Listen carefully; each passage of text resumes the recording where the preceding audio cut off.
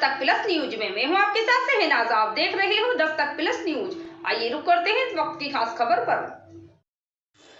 किसानों की समस्या का समाधान और पानी की समस्या को दूर करना मेरी प्राथमिकता। ब्रजेश चाहर प्रत्याशी राष्ट्रीय लोकदल फतेहपुर सीकरी विधानसभा।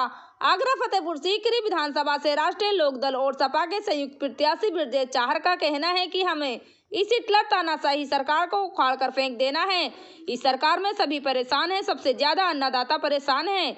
इन्होंने किसानों को बर्बाद कर दिया है। अब इस सरकार को बदलना है। हमें किसानों, गरीबों, मजदूरों के हक अधिकार के लिए काम करेंगे। मुझे अपने क्षेत्र में पानी की समस्या का समाधान कराना है, उसके लिए मैं आंदोलन भी कर चुका हूँ। ब्रजेश चाहर है और मैं फतेहपुर सीकरी विधानसभा से गठबंधन का प्रत्याशी हूँ। समाजवादी पार्टी, राष्ट्रीय लोकदल, महादल और हमारे जो घटक दल हैं छोटे सभी। चौधरी साहब, इस बार चाहर साहब ये बताइए कि आपका इस वक्त जो चुनावी एजेंडा रहेगा पार्टी की तरफ से, वो मुख्य तौर पर क्या रहेगा? देखिए, मुख्य बात है किसानों की लड़ाई, किसानों का संघर्ष। किसान हमारी मुख्य धारा का वोटर है और किसान जो है आज इस भारतीय जनता पार्टी की सरकार में त्रस्त है, परेशान है। ऐसी स्थिति में पिछले 15 माह से लगातार जो किसानों ने आंदोलन किया वो पूरे देश में नहीं, संसार भर में जग जाहिर है। और भारतीय जनता पार्टी की सरकार ने उस कानून को वापस क्यों लिया ये भी जग जाहिर है। केवल और केवल वोटों की खातिर, एक स्वार्थ के खातिर नज़दीक चुनाव आते ही उन्होंने उसको वापस ले लिया।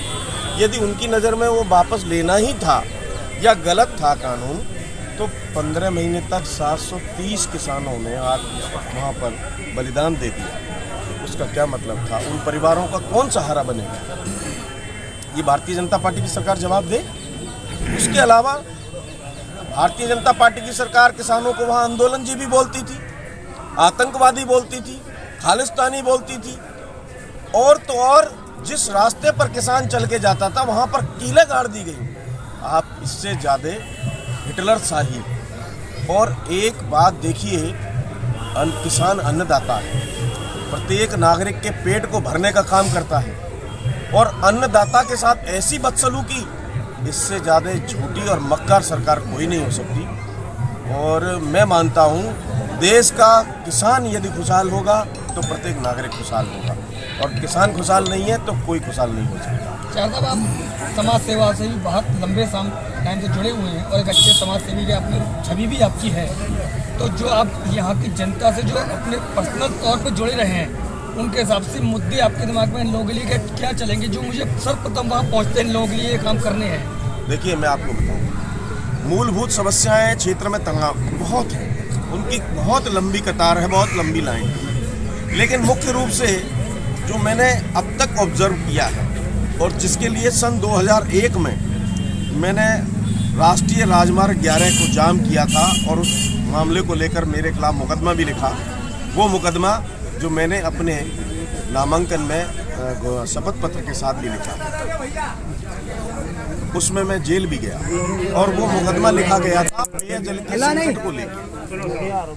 मैं मानता हूँ फतेहपुर सीकरी विधानसभा के प्रत्येक गांव, प्रत्येक गली, प्रत्येक बस्ती में पेयजल का संकट। और यदि मुझे जनता का आशीर्वाद मिला, मैं इस लायक बना कि मैं इनका प्रतिनिधित्व इनके आशीर्वाद से लखनऊ में बैठ करके एक विधायक के रूप में करूं, तो मेरा सबसे पहला एजेंडा यही होगा कि मैं इस क्षेत्र को पेयजल के संकट से निजात दूंगा। पेयजल, जैसा कि ब्रजेश जी आप किसान परिवार से आते हैं, तो किसानों के लिए यहाँ सभी अधिकतर किसान ही हैं, तो किसान ये जनमानस सब सुनना चाहेगा आपके मुखारबिंद से कि आप किसानों के लिए पहले एजेंडे में क्या कुछ करना चाहेंगे?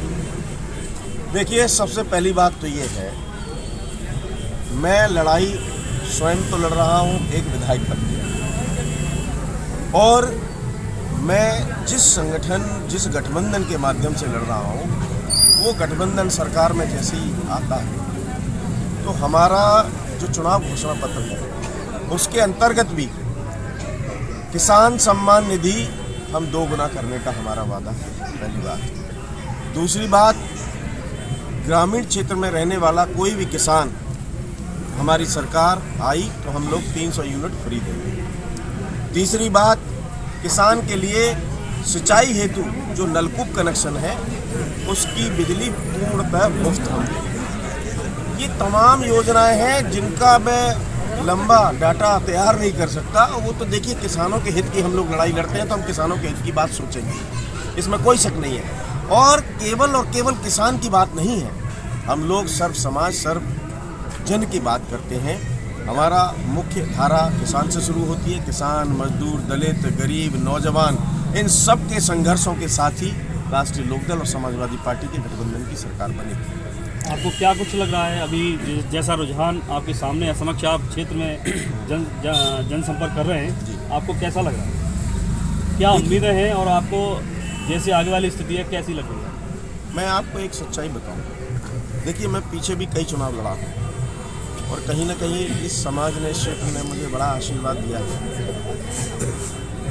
मैं इनके आशीर्वाद को कभी कमी की तरफ नहीं मानता। इनकी ओर से कोई कमी कभी नहीं रही। कमी थी तो मेरे भाग्य की, मेरे नसीब की कमी थी। और आज मुझे लगता है, मुझे भरोसा है, जो मुझे जन समर्थन मिल रहा है, जो प्यार और स्नेह मिल रहा है, उससे साफ दिखाई दे रहा है कि हम लोग विजय की ओर हैं और राष्ट्रीय लोकदल और समाजवादी पार्टी के गठबंधन से फतेहपुर सीकरी विजयी है।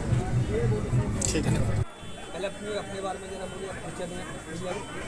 मैं सुरेंद्र चौधरी, जिलाध्यक्ष Mulayam Singh youth brigade Samajwadi party Agra. अच्छा, ये गठबंधन के साथ इस वक्त जी को पार्टी लेके आई हुई है, तो इस बारे में क्या पार्टी के नए एजेंडे क्या रहेंगे? पार्टी के साथ में एक बार किस तरीके से आप चलेंगे?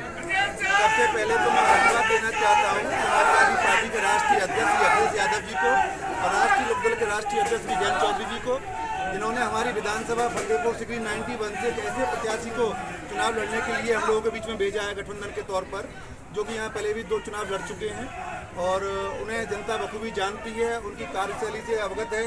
वो चुनाव जरूर हारे लेकिन लोगों के सुख दुख में आना जाना नहीं छोड़ा।